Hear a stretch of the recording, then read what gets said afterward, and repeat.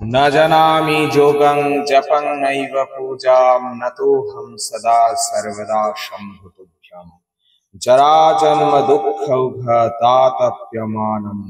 प्रभु पाहि आपन् नमामि शशं। জয় গুরু শঙ্কর। আজকে আমাদের আলোচ্য বিষয় মনুসংহিতা।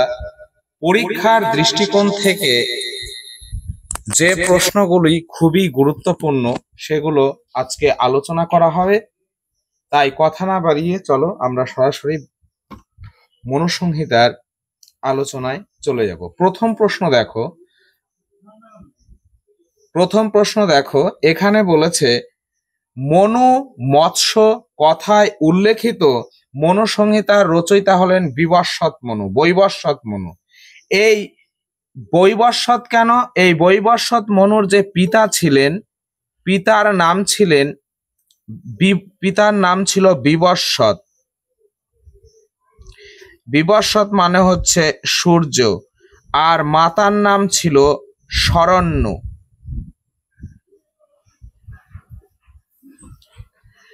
মনু মৎস্য কথা অনুযায়ী মনুসংহিতার রচয়িতা বৈবস্বত মনু।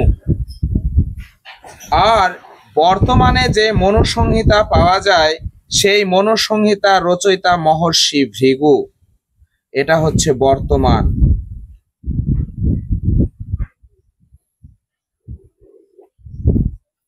এই তথ্যটি খুবই গুরুত্বপূর্ণ।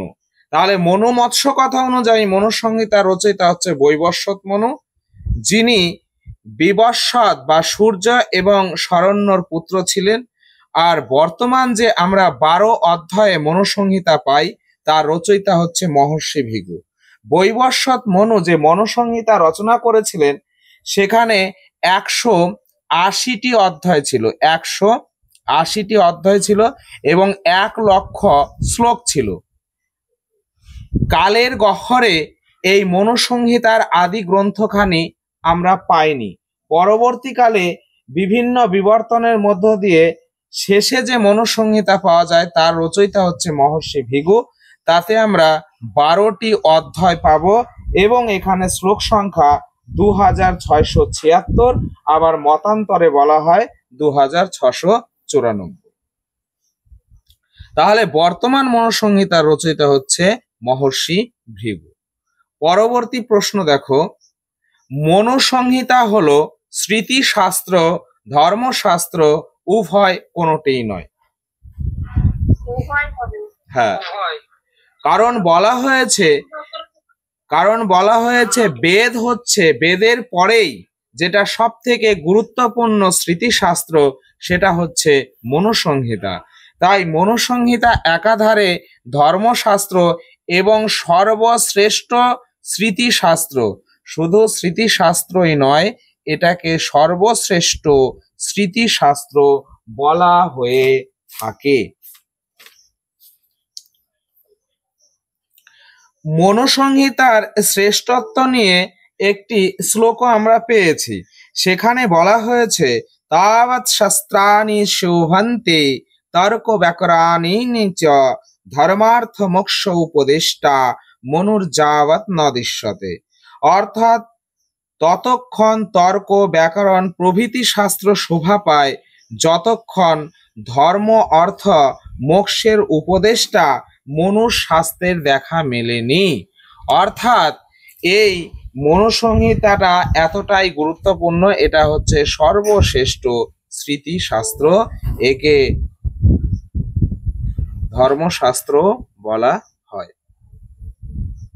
নেক্সট, মনুসংহিতার 7ম অধ্যায়ে কি রয়েছে? হ্যাঁ, এটা খুবই ইম্পর্টেন্ট প্রশ্ন। এই প্রশ্ন আমাদের বিগত এসএসসি পরীক্ষায় এসেছিল। মনুসংহিতার 7ম অধ্যায়ে রয়েছে রাজধর্ম।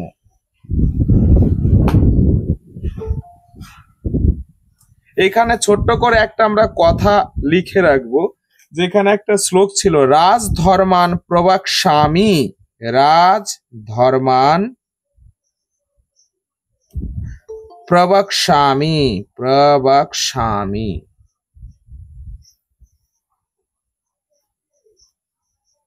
অনেক সময় এই শূন্যস্থান পূরণ করতে দিতে পারে, শুধু এই কথাটা তোমরা মনে রাখবে।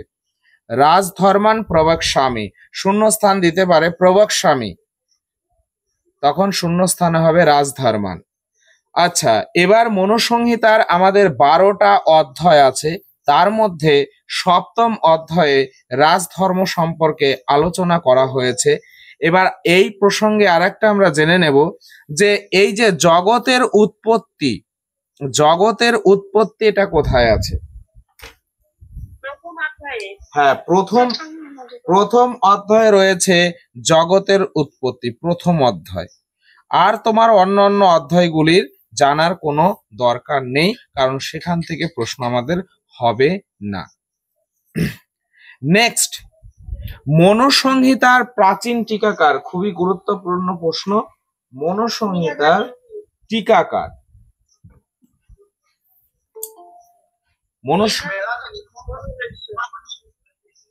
মনুসংহিতার প্রাচীনতম টিকাকার হচ্ছে মেধাতিথি। তিনি যে টিকাটি রচনা করেছেন তার নাম হচ্ছে মনুভাষ্য। মনুভাষ্য। আচ্ছা, এই তারপরে দেখো কুল্লুক ভট্ট, ইনি হচ্ছে বাঙালি টিকাকার। কুল্লুক ভট্ট লিখেছেন মন্নর্থ মুক্তাবলী। তো মনুসংহিতার টিকা নিয়েও খুব গুরুত্বপূর্ণ এই বিষয়টি, যে মনুসংহিতার প্রাচীন টিকাকার হচ্ছে মেধাতিথির মনুভাষ্য। এই কয়েকটা টিকা সম্পর্কে আমরা জানবো। মেধাতিথির হচ্ছে মনুভাষ্য, এটা হচ্ছে আমাদের প্রাচীনতম। আচ্ছা, কুল্লুক ভট্ট, ইনি হচ্ছে বাঙালি টিকাকার। কুল্লুক ভট্ট রচিত যে টিকা রয়েছে তার নাম হচ্ছে মন্নর্থ মুক্তাবলী। মন্নর্থ মুক্তাবলী। আর রাঘবানন্দের একটা টিকা পাবো, তার নাম হচ্ছে মন্নর্থ চন্দ্রিকা।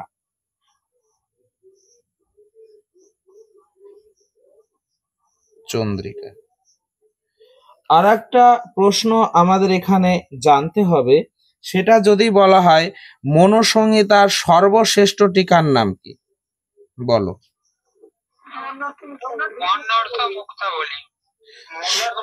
সর্বশ্রেষ্ঠ টিকা হচ্ছে মন্নর্থ মুক্তাবলী। যদি বলা হয় মনুসংহিতার অর্বাচীন টিকা, অর্বাচীন কথার অর্থটা কি? অর্বাচীন মানে আধুনিক। অর্বাচীন মানে আধুনিক। তো মনুসংহিতার যেটা আধুনিক টিকা, তার লেখক রাইটার হচ্ছে নন্দনাচার্য। আর তার যে টিকার নাম, তার নাম হচ্ছে নন্দিনী। আচ্ছা, বলো তো এই নন্দিনী গাভীর উল্লেখ কোন মহাকাব্যে রয়েছে? রঘুবংশম, একদম সুন্দর। আর একটা ছিল, নন্দিনীর মায়ের নাম কি ছিল?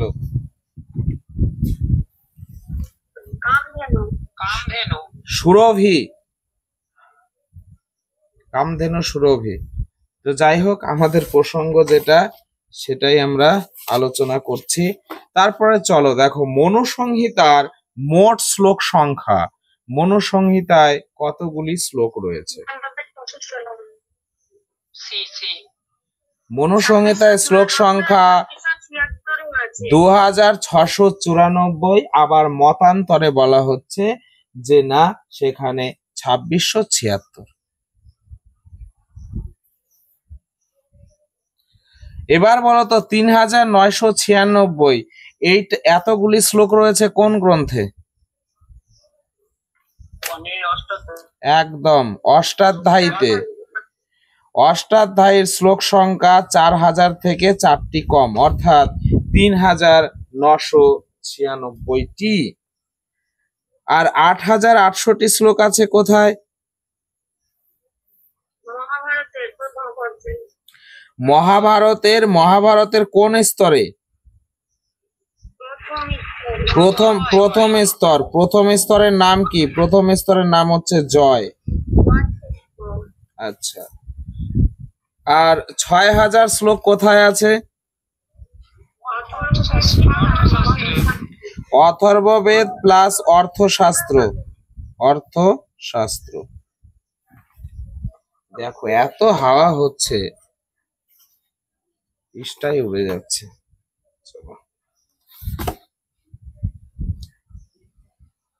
মনুসংহিতা কোন ছন্দে রচিত? অনুষ্টুপ ছন্দে রচিত। আর আমরা জানি যে 7টি বৈদিক ছন্দ আছে: গায়ত্রী, উষ্ণিক, অনুষ্টুপ, বৃহতি, পংক্তি, ত্রিষ্টুপ এবং জগতি।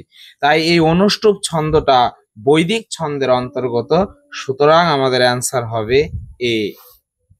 কয়টি দেবতার অংশ নিয়ে রাজা সৃষ্টি হয়েছে? হ্যাঁ, মনুসংহিতায় বলা হয়েছে 8টি দেবতার সারভূত অংশ নিয়ে রাজা সৃষ্টি হয়েছে। স অগ্নির্ভবতি বায়ুশ্চ সো অর্কঃ সামঃ ধর্মরাট স কুবেরঃ স বরুণঃ স মহেন্দ্র প্রভাবতঃ। অর্থাৎ রাজা ইন্দ্র, বায়ু, যম, চন্দ্র, সূর্য, অগ্নি, কুবের এবং বরুণ, এই 8টি দেবতার সারভূত অংশ নিয়ে রাজা সৃষ্টি হয়েছে। এটা খুবই গুরুত্বপূর্ণ প্রশ্ন। আর রাজা সৃষ্টির কারণ কি বলছে? অরাজকে হি লোকে অস্মিন সর্বতঃ বিদ্রুতে ভয়াৎ রক্ষা অর্থমস্য সর্বস্য রাজনম অসৃজত প্রভু। বলছে অরাজকে হি লোকে অস্মিন, যখন অরাজক এই পৃথিবীতে প্রবল অরাজক সৃষ্টি হয়, প্রবল উৎপীড়নের ভয়ে সবাই চারিদিকে পালাতে থাকে, ঈশ্বর তখন এই পৃথিবীকে রক্ষার জন্য রাজাকে সৃষ্টি করেছেন। অর্থাৎ যখন এই পৃথিবীতে অত্যাচার শুরু হয়, উৎপীড়ন শুরু হয়, ভয়ে জনগণ পালাতে থাকে, তখন এই বিশ্ব চরাচর রক্ষার জন্য ঈশ্বর রাজাকে সৃষ্টি করেছেন। তাহলে রাজাকে ঈশ্বর সৃষ্টি করেছেন।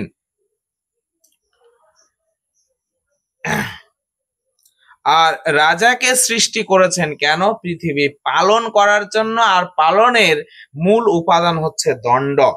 এখান দেখো প্রশ্ন, নেক্সট প্রশ্ন, দণ্ড সৃষ্টি করেছেন কে, রাজা না ঈশ্বর? ঈশ্বর। হ্যাঁ, এই প্রশ্নগুলো কিন্তু আমাদের ভুল হতে পারে। অনেক সময় মনে হবে যে রাজা, রাজা নয়। এখানে দণ্ড সৃষ্টি,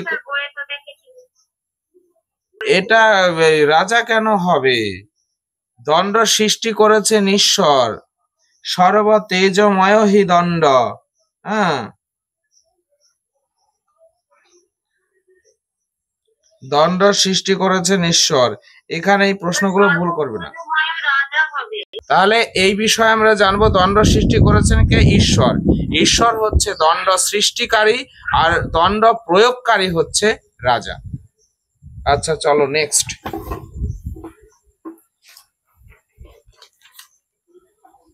অবিনয়ের ফলে বিনিষ্ট রাজা হলো। অবিনয়ের ফলে বিনিষ্ট হয়েছিলেন কোন রাজা? হ্যাঁ, বেন, নহুষ, সুদাস, নিমি, এরা সবই কিন্তু অবিনয়ের ফলে এরা ধ্বংস হয়েছিলেন। অতি দর্পে হতা লঙ্কা অতি মানে চ কৌরবা, এরকম কথায় আছে। দর্পের কারণে রাবণ অধিপতি ধ্বংস হয়েছিলেন, অতি মানবশত কৌরব দুর্যোধনদের বিনাশ প্রাপ্ত হয়।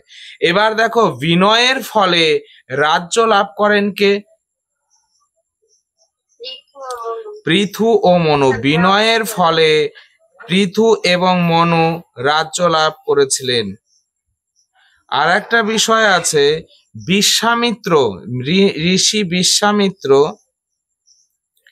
তিনি কিন্তু জাতিতে ছিলেন ক্ষত্রিয়। কিন্তু এখানে একটা ইন্টারেস্টিং বিষয় দেখো, ক্ষত্রিয়তা রাজা হয়, ক্ষত্রিয়রা ঋষি হয় কি করে? বিশ্বামিত্র কিন্তু তিনি বিনয়ের ফলে তিনি ক্ষত্রিয় থেকে ব্রাহ্মণত্ব লাভ করেছিলেন। গাধীপুত্র বিশ্বামিত্র, আর বিশ্বামিত্রর পরিচয় হচ্ছে তিনি ছিলেন গাধী পুত্র। নেক্সট চলো, কামজ বসন কয়টি? 10টি। হ্যাঁ, কামজ বসন হচ্ছে 10টি। এই কামজ বসন সংক্রান্ত একটা শ্লোক আছে, মৃগয়াক্ষ দিবা স্বপ্ন পরিবাদ স্ত্রিয় মদ তোর্যত্রিকং বৃথাট্টা চ কামজ দর্শক গণ। মৃগয়াক্ষ, মৃগয়া, মৃগয়া কথার অর্থ বলো তো তোমরা, মৃগয়া কথার অর্থ কি? শিকার করা। হ্যাঁ, হরিণ শিকার নয়, কিন্তু মৃগয়া কথার অর্থ হচ্ছে শিকার করা, যে কোনো শিকার করাকেই বলে মৃগয়া। মৃগয় আকশ, অক্ষক্রিয়া, অক্ষক্রিয়া মানে পাশা খেলা। মৃগয় আকশ দিবা স্বপ্ন, দিবা স্বপ্ন মানে দিনের বেলায় ঘুমানো। পরিবাদ স্ত্রী অমদ, এবং এই যে স্ত্রী সম্ভব, হ্যাঁ, তারপর হচ্ছে পরিবাদ স্ত্রী অমদ, মদ্যপান জনিত মত্ততা। তোর্যত্রিক বলা হচ্ছে নৃত্য, গীত এবং বাদ্য, এই তিনটাকে বলা হয় তোর্যত্রিক। আর হচ্ছে বৃথাট্টাচ কামজ দর্শক গমন, বৃথাট্টাচ হচ্ছে অহেতুক ভ্রমণ, বৃথা ভ্রমণ। এই 10টি হচ্ছে কামজ বসনের অন্তর্গত। বসন কথার অর্থ হচ্ছে কুক্রিয়া, কুক্রিয়া মানে খারাপ কাজ। সেই 10টি তাহলে ব্যসন কি? খুবই ইম্পর্টেন্ট এগুলো পরীক্ষার দৃষ্টিকোণ থেকে। মৃগয়াক্ষ দিবা স্বপ্ন পরিবাদ স্ত্রী অমদ তোর্যত্রিকং বৃথাট্টা চ কামজ দর্শক গণ। মৃগয়া পাশা খেলা, দিবা নিদ্রা, স্ত্রী সম্ভোগ, মদ্যপান জনিত মত্ততা, তোর্যত্রিক অর্থাৎ নিত্য, গীত, বাদ্য এবং অহেতুক ভ্রমণ, এই 10টি হচ্ছে কামজ বসন। এখানে তো 9টি আছে। ভুল আছে। আরেকটা হবে পরনিন্দা। আচ্ছা, তাহলে কি হচ্ছে এই পরিবাদটা? পরিবাদ কথার অর্থ পরনিন্দা। তাহলে 10টা হলো মৃগয়া, পাশা খেলা, দিবানিদ্রা, স্ত্রী সম্ভোগ, মদ্যপান, নিত্য, গীত, বাদ্য, পরনিন্দা, বৃথা ভ্রমণ। চলো এবার ক্রোধজ ব্যাসন। ক্রোধজ ব্যাসনের সংখ্যা কয়টি? 8টি। হ্যাঁ, এই ক্রোধজ ব্যাসন সংক্রান্ত যে শ্লোকটি রয়েছে আমাদের, সেটি হচ্ছে পৈশূন্যং সাহসং দ্রোহ ঈর্ষা অসুয়া অর্থ দূষণম বাগদণ্ডজম চ পারুষ্যম ক্রোধজয়োপি গণ অষ্টকঃ। অর্থাৎ পৈশূন্য, পৈশূন্য কথার অর্থ কি?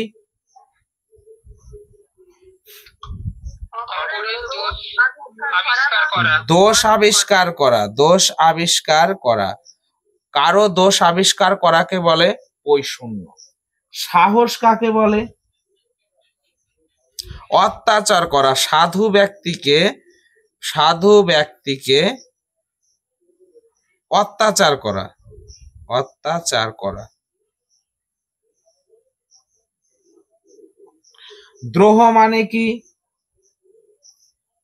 গ্রহ মানে এটা হচ্ছে মার্ডার করা, গোপন হত্যা, গুপ্ত হত্যা বলতে পারো, গুপ্ত হত্যা। ঈর্ষা, ঈর্ষা মানে হচ্ছে হিংসা, এক কথায় হচ্ছে হিংসা। আর হিংসাটা কিভাবে হয়? দেখো, আমরা কিন্তু হিংসাটা করি তুলনা করার ক্ষেত্রে। কারো হয়তো আর্থিক অবস্থা অনেক ভালো, কারো আর্থিক অবস্থা কম ভালো আছে, যার কম ভালো আছে আর যার আর্থিক অবস্থা ভালো আছে তাকে দেখে ঈর্ষা করছে, মানে সেটা হিংসা করছে। তো দুটো মেয়ে কোনো জায়গায় ঘুরতে যাচ্ছে, একজন বেশি সুন্দরী আর একজন কম সুন্দরী, কম সুন্দরী বেশি সুন্দরীর প্রতি ঈর্ষা করছে, হিংসা করছে। তো হিংসাটা কিন্তু আসে তুলনা করার মাধ্যমে, মানে অপরের গুণ সহ্য না করতে পারা। হিংসাটা হচ্ছে অপরের গুণটা সহ্য করতে না পারা, এটাই হচ্ছে হিংসা। আর অসূয়াটা কি? না, অপরের গুণের মধ্যে দোষ আবিষ্কার, গুণের মধ্যে দোষ খুঁজে বেড়াবে, সেটাই হচ্ছে অসূয়া। এটা আরো ভয়ানক বাজে জিনিস, মানে গুণের মধ্যে দোষ খোঁজা, সেটা হচ্ছে অসূয়া। আর অর্থ দূষণ মানে এক কথায় বলতে পারো ঘুষ।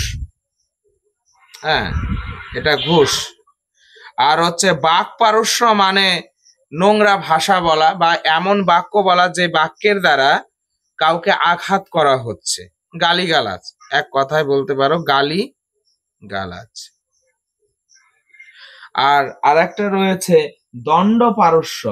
দণ্ড পারস্য হচ্ছে কঠোর দণ্ড প্রদান, কঠোর দণ্ড, কঠোর দণ্ড মানে বিচারে তার শাস্তি যা হওয়া উচিত ছিল তার থেকে অধিক শাস্তি দেওয়া হচ্ছে, ওটাকেই বলা হচ্ছে দণ্ড পারস্য। তো এই হচ্ছে আমাদের অর্থ দূষণটা হচ্ছে এক ঘুষ, এক কথায় হচ্ছে ঘুষ, মানে অর্থ চুরি করাও হতে পারে, মানে বিপথে অর্থ উপার্জন করাই হচ্ছে অর্থ দূষণ। খারাপ পথে অর্থ উপার্জন করা, সেটা চুরি করাও হতে পারে, হরণ করাও হতে পারে। হ্যাঁ, চুরি হতে পারে, হরণ হতে পারে, ঘুষ হতে পারে। তাহলে আমরা 8টা ক্রোধজ ব্যসন জানলাম। পৈশূন্যং সাহসং দ্রোহ, ঈর্ষা অসূয়া, অর্থ দূষণম, বাগদণ্ডজম চ পারস্যম, ক্রোধজেয়োপি গণ অষ্টকঃ। চলো নেক্সট। অনেক সময় লাগিয়ে দিচ্ছে, আমাদের প্রশ্ন সংখ্যা তো অনেক। কামজ বসনের অন্তর্গত কোনটা বলো?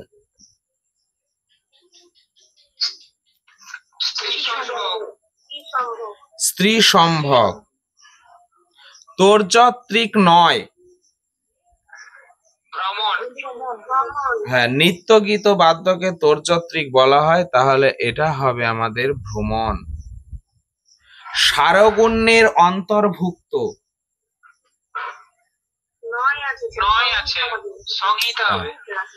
সারগুণ্য তাহলে কি? সারগুণ্য বলেছে যে কোনো রাজা তার রাজ্য চালাতে গেলে 6টি সারগুণ্য হচ্ছে মানে 6টি গুণ, 6টি গুণ, 6টি বিষয়ের ওপর তিনি চিন্তা ভাবনা করবে। সেগুলো সম্পর্কে একটা শ্লোক আছে, সন্ধিম চ বিগ্রহং চ ইব জানম আসনম এব চ দৈধি ভাবম সংশ্রয়ং চ সারগুণং চিন্তয়েৎ সদা। রাজা রাজ্য শাসন করতে গেলে তার 6টি গুণ বিষয়ে চিন্তা করবেন। দেখা গেল বিপক্ষ রাজার সাথে তিনি এই মুহূর্তে যুদ্ধ করে পারবেন না, পরাজয়ের ভয় আছে, তখন সেই রাজার সাথে তিনি চুক্তি করতে পারেন, সন্ধি করতে পারেন। হ্যাঁ, তো এই রকম রাজনীতির 6টি বিষয় রয়েছে, সন্ধি, বিগ্রহ, যান, আসন, দৈধি ভাব, সংশ্রয়। আচ্ছা চলো, তাহলে সারগুণ্যের অন্তর্ভুক্ত নয় সংহিতা। পাণিনি সংহিতাকে কি বলেছেন? পাণিনি সংহিতা, সন্ধিকে সংহিতা বলে উল্লেখ করেছেন ব্যাকরণে। পরা সন্নিকর্ষাহা সংহিতাহা, সংহিতা। মনুর মতে দুর্গ কত প্রকার হয়?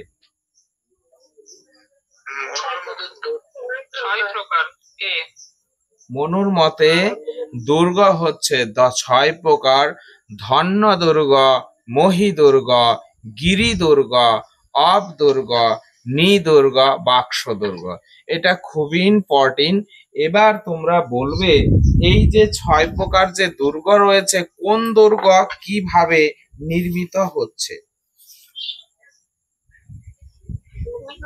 মানুষের জন্য, গিরি দুর্গে দেবতা, মহি দুর্গে ইঁদুর, অব দুর্গে জলচর প্রাণী, বার্ক দুর্গে ধন্য দুর্গে কোন প্রাণী বাস করে? হরিণ, হরিণ। মহি দুর্গে মুশিক মানে ইঁদুর, ইঁদুর।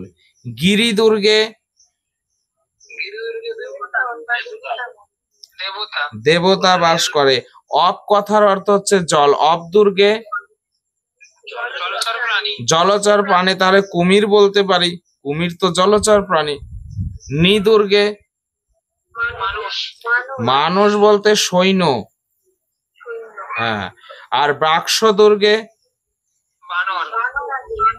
বানর ইত্যাদি। দেখো এইখানে আমাদের প্রথমে জানতে হবে মনুসংহিতায় রাজাকে দুর্গ স্থাপনের কথা কেন বলেছেন। মানে দুর্গ হচ্ছে রাজার একটা নিরাপদ আশ্রয়, শত্রুপক্ষ যাতে রাজাকে আক্রমণ যখন করবে তখন রাজা সেই দুর্গে যে সেনাবাহিনী থাকবে সেখান থেকে শত্রুপক্ষকে আক্রমণ করতে সহজ হবে। তো এইখানে এই দুর্গ নির্মাণের বিভিন্ন সিস্টেম ছিল। এই ধন্য দুর্গ কি দিয়ে তৈরি হতো?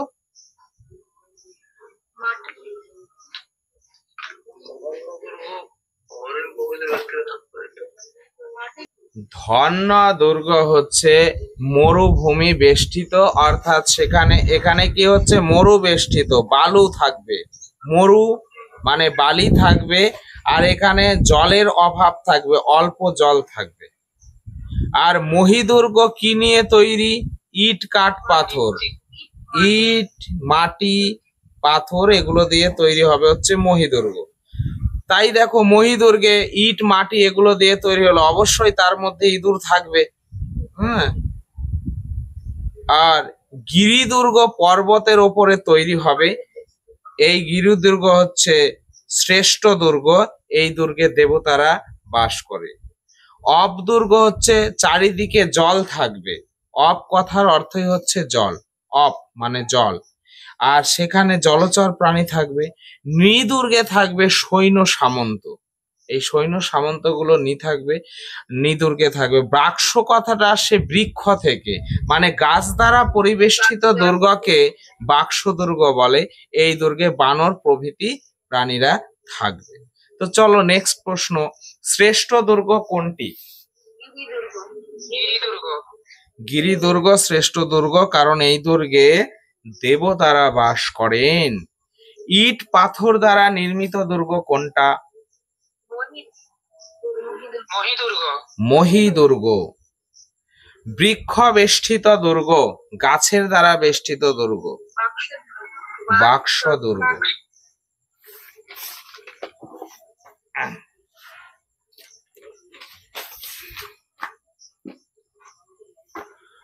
হরিণ প্রভৃতি প্রাণী বাস করে কোন দুর্গে?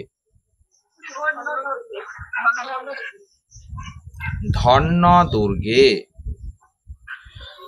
আচ্ছা চলো এবার বলছে, জাতিতে ব্রাহ্মণ হয়েও যিনি ব্রাহ্মণের আচার আচরণ পালন করেন না তাকে কি বলে?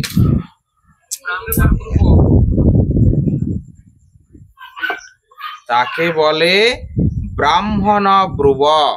যিনি ব্রাহ্মণ হয়েও ব্রাহ্মণের নিয়ম কানুন মানেন না তাকে বলে ব্রাহ্মণ ব্রুব। আচ্ছা, ব্রহ্মনিধি কাকে বলে বলতো? ব্রহ্মনিধি বিষয়টা কি? ব্রহ্মনিধি হচ্ছে কোন ব্রাহ্মণ সন্তান বেদ অধ্যয়ন সম্পন্ন করে যখন প্রত্যাবর্তন করবেন তখন রাজা তাকে কিছু দান করেন, সেই দানকেই বলা হয় ব্রহ্মনিধি। পৈশূন্য কথার অর্থ কি?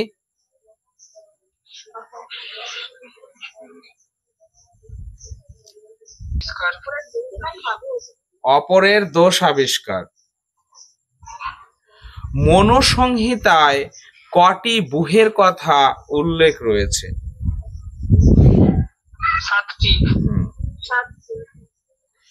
বুহ কি?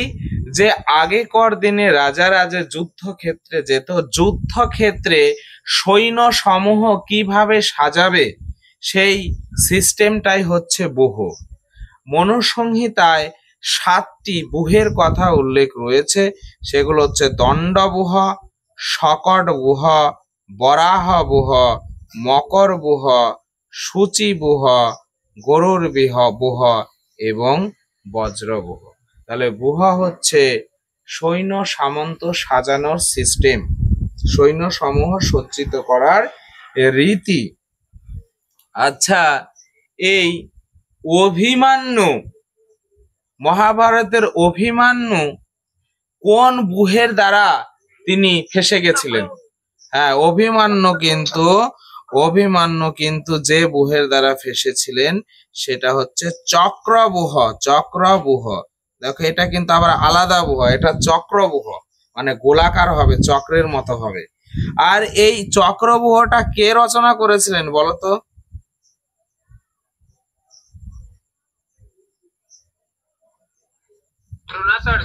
দ্রোণাচার্য চক্রবুহ রচনা করেছিলেন। তাহলে যদি বলা হয় অভিমন্যু বধ মহাভারতের কোন পর্বে আছে, তাহলে কি বলবে? দ্রোণ পর্বে। ইয়েস, দ্রোণ পর্বে। শস্যের মঞ্জরিকে সংগ্রহ করার নাম কি?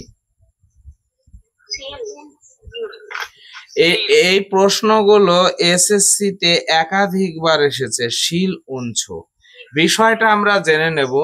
যখন এই যে ধানের যখন শীষ হবে, ধানের যে শীষটা হয়, গোটা শীষটা, ধানের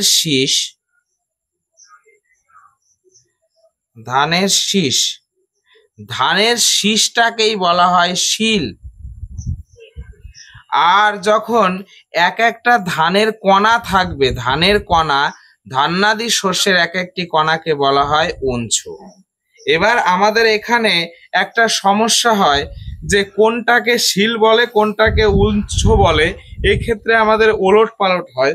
তো সেটা একদম সহজেই মনে থাকবে। দেখো, ধানের শীষে স রয়েছে, আর শিলেও কি রয়েছে? স রয়েছে।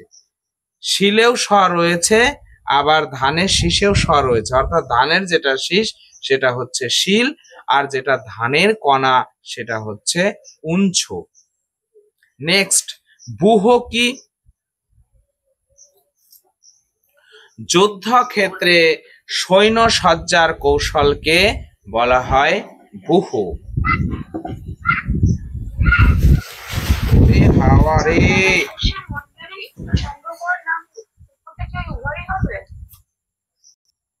কেন 22 এর অ্যান্সার হবে? দেখো, শস্যের মঞ্জরি, শস্যের মঞ্জরি, মঞ্জরি কথার অর্থ হচ্ছে ধানের শীষ, মঞ্জরি মানে হচ্ছে শীষ, তাহলে এটা সংগ্রহ করার নাম হবে শিল। আর ধান্যাদি শস্যের এক একটি কণা, এক একটি ধানের কণা, সেটাকে বলা হচ্ছে উঞ্চ।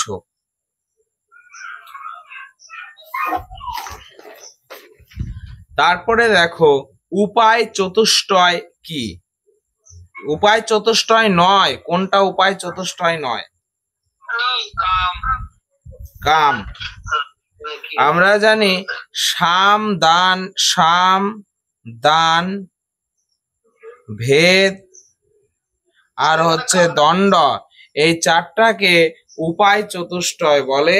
এটা রাজা তার প্রজাদেরকে বশে আনার জন্য এই চারটা পদ্ধতি অবলম্বন করবেন। প্রথমে সবাইকে সমান চোখে দেখবেন, সবাইকে সমান চোখে দেখার পরেও দেখা গেল তাও সবাই জনগণ ঠিকঠাক ভোট দিচ্ছে না, তখন আবার কি করবেন? লক্ষ্মীর ভান্ডার, অমুক ধমুক এগুলো চালাবেন যাতে ভোটটা পাওয়া যায়, মানে দান করবেন।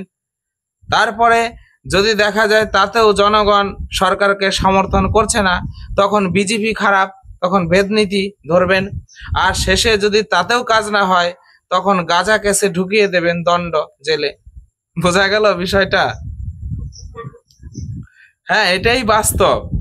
দেখো, এগুলো কিন্তু মনুসংহিতা কিন্তু এইভাবেই, বিষয়গুলো, ভাষাগুলো আলাদা, কিন্তু বিষয়টা কিন্তু এই যে যারা সরকার চালাচ্ছে তারাও কিন্তু এই বিষয়গুলোই ফলো করে। মনুসংহিতা অর্থশাস্ত্রের বাইরে কিছু না।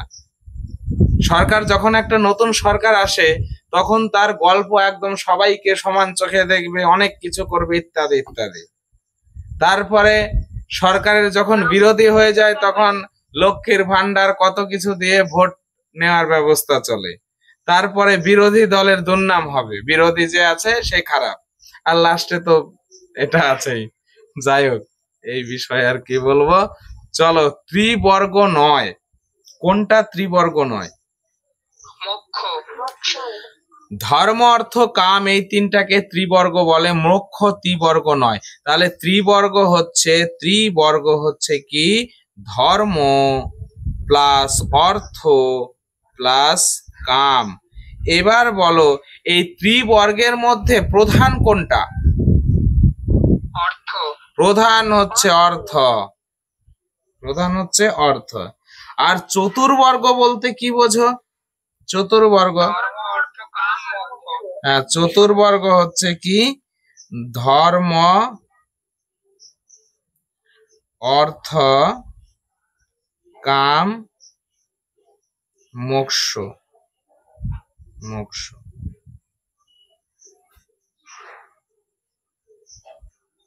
এই চতুর্বর্গ প্রাপ্তি হচ্ছে পুরুষার্থ লাভের উপায়। পুরুষার্থ লাভের উপায় হচ্ছে এই চতুর্বর্গ, অর্থাৎ ধর্ম অর্থ কাম এবং মোক্ষ, এটাই হচ্ছে পুরুষার্থ লাভের উপায়। মহাযজ্ঞের অন্তর্ভুক্ত নয়, বলো।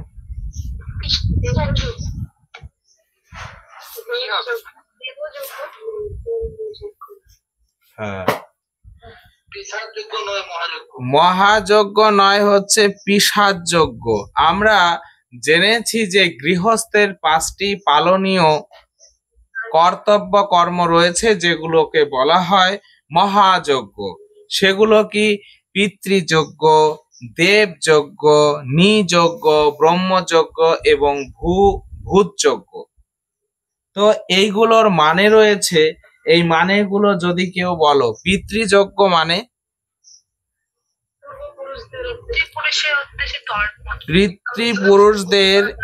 পূর্বপুরুষদের উদ্দেশ্যে হচ্ছে তর্পণ। নিযজ্ঞ মানে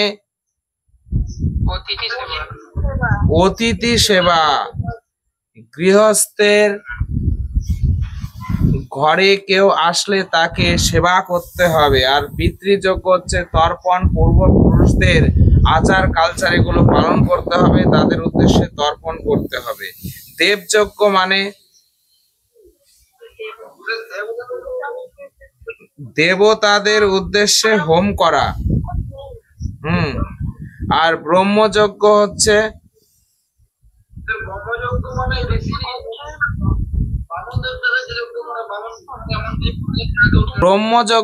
প্রত্যহ নিজ শাখার বেদ অধ্যয়ন, যাকে বলা হয় স্বাধ্যায়। এটাকেই বলা হচ্ছে ব্রহ্মযজ্ঞ।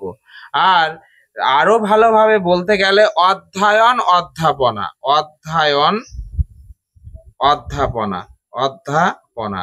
অর্থাৎ বেদ পড়া এবং বেদ পড়াশোনা করানো, এটাই হচ্ছে ব্রহ্মযজ্ঞ। ব্রাহ্মণ কি করবেন? প্রত্যেকদিন নিজ শাখার যে বেদ রয়েছে সেটা পড়বেন, সেটাকে স্বাধ্যায় বলে, সেটাই হচ্ছে ব্রহ্মযজ্ঞ। আর একটা ছিল আমাদের ভূতযজ্ঞ হচ্ছে কি পশু পাখিদের খাদ্যদান। তাই এই 5টিকে একত্রে বলা হয় মহাযজ্ঞ বা পঞ্চমহাযজ্ঞ। তাহলে গৃহস্থের যে ধর্ম আছে, সেই গৃহস্থের ধর্ম শ্রেষ্ঠ ধর্ম। সেই গৃহস্থের 5টা কাজ করতে হবে। পিতৃযজ্ঞ মানে পূর্বপুরুষদের তর্পণ করতে হবে, পূর্বপুরুষদের আচার কালচার পালন করতে হবে। দেবযজ্ঞ হচ্ছে দেবতাদের উদ্দেশ্যে হোম বা যজ্ঞ সম্পাদন করতে হবে। নিযজ্ঞ বাড়িতে কোনো অতিথি আসলে তাকে সেবা করতে হবে। ব্রহ্মযজ্ঞ কথার অর্থ প্রত্যহ নিজ শাখার বেদ অধ্যয়ন, যেটাকে বলা হয় স্বাধ্যায়, এক কথায় অধ্যয়ন ও অধ্যাপনা। আর ভূতযজ্ঞ হচ্ছে পশু পাখিদের খাদ্য দান করতে হবে। নেক্সট, মনুসংহিতার অধ্যায় সংখ্যা কয়টি? এটা এসএসসি পরীক্ষায় এসেছিল। 12টি অধ্যায় আছে মনুসংহিতায়। আমরা একবার জেনে, খুব ইম্পর্টেন্ট। ধন্য দুর্গে হরিণ ইত্যাদি প্রাণী বাস করে। মহিদুর্গে মুশিক মানে হচ্ছে ইঁদুর বাস করে। অবদুর্গে জলচর প্রাণী মানে কুমির বাস করবে। বাক্স দুর্গে বানরাদি আরো রয়েছে, আলোচনা করব। নিদুর্গে মানুষেরা আর গিরিদুর্গে দেবতারা, এটাই হচ্ছে শ্রেষ্ঠ দুর্গ। হ্যাঁ চলো, আরো প্রশ্ন আছে তো। এই যে এখানে দেখো ঘুরে যাচ্ছে কেন, প্রচন্ড হাওয়া বইছে, এখানে বসেছি পড়াতে। আচ্ছা একটু জল পান করি।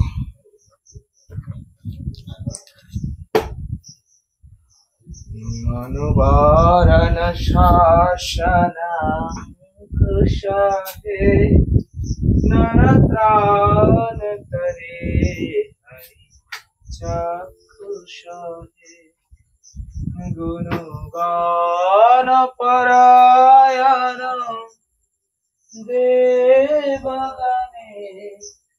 গুরুদেব দয়া দীন জনে।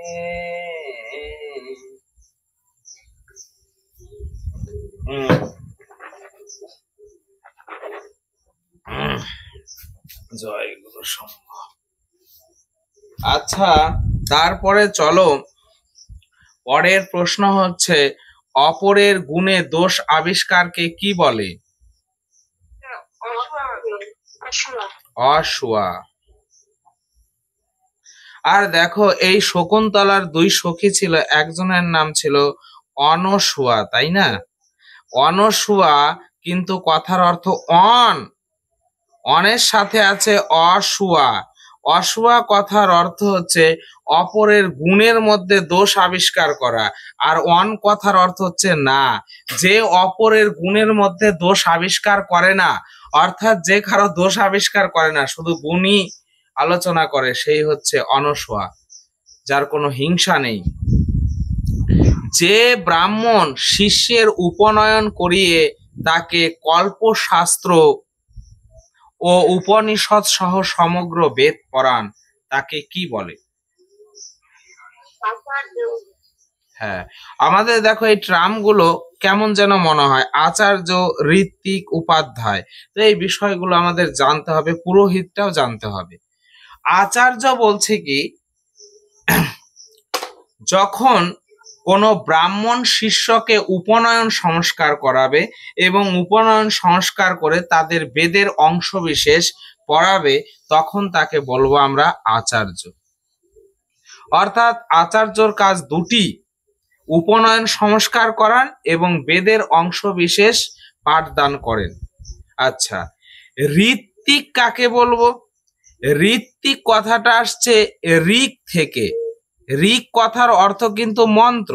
আমরা বৈদিক সাহিত্য পড়েছি যে ঋক মানে হচ্ছে মন্ত্র। যিনি বড় বড় যজ্ঞের মন্ত্র পাঠ করান বা যজ্ঞ সম্পাদন করেন, যেমন কি অগ্নাধ্যান, বাকযজ্ঞ এবং অগ্নিষ্টম, এই ধরনের বড় বড় যজ্ঞ সম্পাদনের সময় তাকে মন্ত্র পাঠ করতে হয়, আর তার জন্য তাকে বলা হয় ঋত্বিক। আর উপাধ্যায় কাকে বলে? যিনি জীবিকার জন্য, নিজের পেট চালানোর জন্য স্টুডেন্টদেরকে বেদ পড়ান, তাকে বলা হয় উপাধ্যায়। তাহলে আচার্য কি? আচার্য হচ্ছে শিষ্যের উপনয়ন সংস্কার করাচ্ছেন এবং বেদ পড়াচ্ছেন, কিন্তু আচার্য কিন্তু অর্থের বিনিময়ে এই কাজ করছেন না। কিন্তু উপাধ্যায় বেদ পড়াচ্ছেন, কিন্তু তিনি অর্থের বিনিময়ে করছেন। আর ঋত্বিক হচ্ছে বড় বড় যজ্ঞ করছেন এবং সেই যজ্ঞে তিনি ঋক অর্থাৎ মন্ত্র পাঠ করছেন, তাই তাকে বলা হচ্ছে ঋত্বিক। এই প্রশ্ন দুটি পরীক্ষার দৃষ্টিকোণ থেকে খুবই ইম্পর্টেন্ট। এই উত্তরগুলো আমি বলবো না, তোমরা ভিডিও তোমাদের কেমন লাগছে তোমরা কোনো কিছুই কমেন্ট করো না, সেটা তোমরা বুঝতে পারলে না ঠিক পারলে সেরকম কমেন্ট করবে, ভুল ভ্রান্তি হলে সেটাও জানাবে। তো এই প্রশ্ন দুটো তোমাদের জন্য রইল, যে যাতে তোমরা কমেন্ট করো। মনুসংহিতা অনুযায়ী রাজা কতজন মন্ত্রী নিয়োগ করবেন? আর মৃত্যু থেকেও অধিকতর ক্লেশদায়ক কোনটি? এই দুটো প্রশ্ন তোমাদের জন্য থাকলো, এটা তোমরা কমেন্টের মাধ্যমে জানাবে। এবার চলো, এখনো মনুসংহিতার আমাদের কিছু শ্লোক আমাদের কিন্তু জানতে হবে। তো তার মধ্যে একটা শ্লোক হচ্ছে রাজা সৃষ্টির কারণ।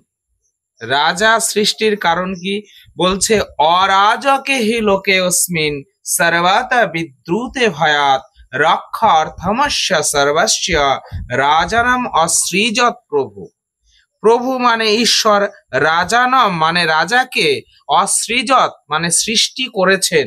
কেন সৃষ্টি করেছেন বলছে, রক্ষা অর্থমস্য সর্বস্ব, সবাইকে রক্ষা করার জন্য। সবাইকে রক্ষা করার জন্য ঈশ্বর রাজাকে সৃষ্টি করেছেন।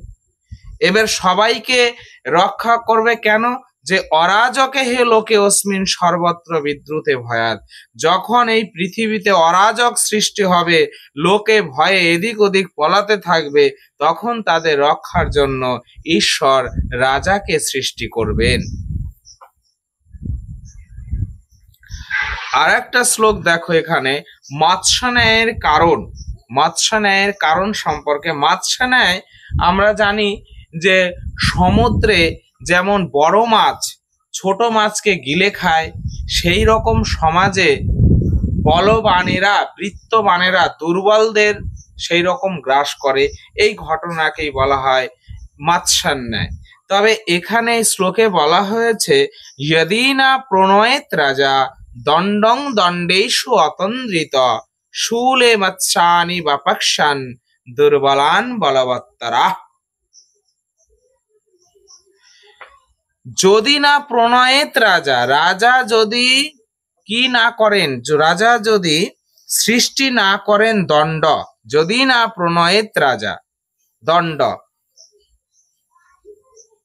প্রয়োগ না করেন, রাজা প্রণয়েত কথার অর্থ প্রয়োগ, যদি না প্রণয়েত রাজা, রাজা যদি দণ্ড প্রয়োগ না করেন, তাহলে কি হবে, শূলে মৎস্যানি বাপক্ষান দুর্বলন বলবত্তরা। মাছকে যেমন শূলে পুড়িয়ে খাওয়া হয়, সেই রকম বলবান ব্যক্তিরা দুর্বলদেরও শূলে চড়িয়ে মারবে। তো এই ছিল তোমাদের মনুসংহিতা সম্পর্কে প্রশ্নোত্তরের মাধ্যমে সব তথ্য। আশা করি এর বাইরে কোনো কোশ্চিন হওয়া সম্ভব নয়। এই বিষয়গুলো তোমরা যত্ন সহকারে দেখবে।